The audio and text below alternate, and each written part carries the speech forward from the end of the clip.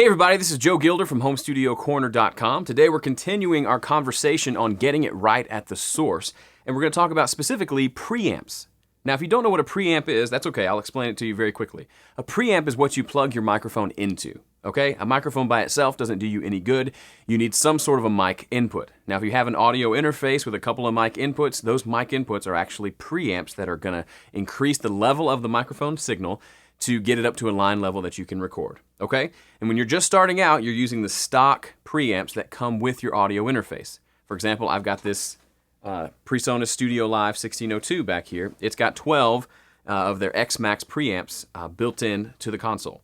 So I can use those. They're just real basic, straightforward preamps that you can use to record. Same stuff that's in a lot of their audio interfaces.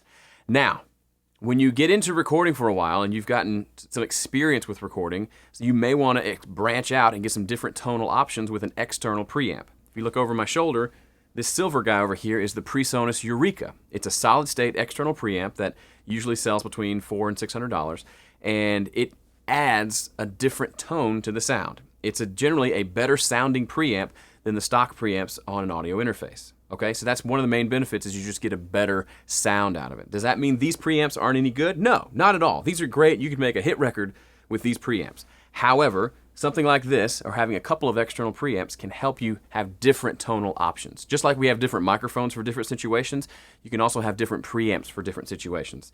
Now, I don't have any more than, well, currently at least, any more than this one external preamp. Okay, the Eureka is it for me. You may think, oh, you need more than one external preamp, and you're free to think that, but I have gotten everything I need so far out of having just that one. Now let me tell you, I'll give you an example of what a preamp can do for your sound, okay? This preamp, it's pretty unique. It's got a saturation knob on it, okay? So it's a solid state preamp, meaning it's not a tube preamp.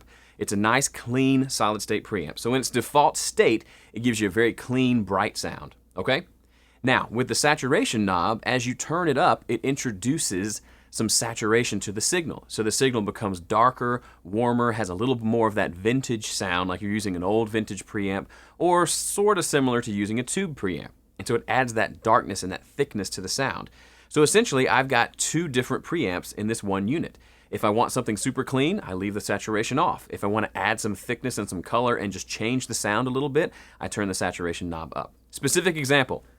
Boom, acoustic guitar. Normally, you'd think you want to record acoustic really clean through a nice clean preamp.